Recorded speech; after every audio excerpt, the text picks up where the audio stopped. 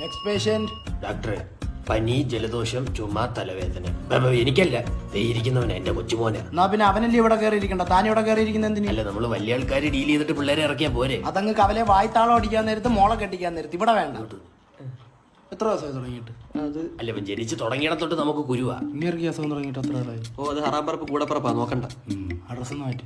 ഈ 24 മണിക്കൂർ ഫോണിൽ കളിച്ചാണ് ഇവര് പനി വന്നതെന്ന് എനിക്കൊരു സംശയം. ആണോ? എന്നൊരു കാര്യം ചെയ്യും, കാക്ക ഇവിടെ വന്നിരിക്കും. ഇല്ല, കുഴപ്പമില്ല. ഇനി വാർന്ന ഇഞ്ചക്ഷൻ കുത്തി മയക്കി ഞാൻ കിടത്തും. ഇതിന് മരുന്നൊന്നും കൊടുക്കുന്നില്ല. ഈ അസുഖത്തിന് മരുന്നില്ല ഡോക്ടർ.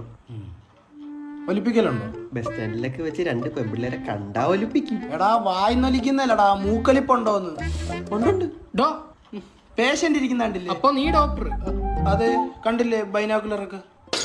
ബൈനാക്കുലറാ? ഏത് കോളേജിൽ നിന്നാ നീ MBBS എടുത്തേ? Perumon college of engineering. എന്നാ നീ ആ ബൈനാക്കുലർ വെച്ച് അവനൊന്ന് ചെക്ക് ചെയ്യും. ഇതിന് ചെയ്യടാ. ജീവനില്ല, ചത്തോയി.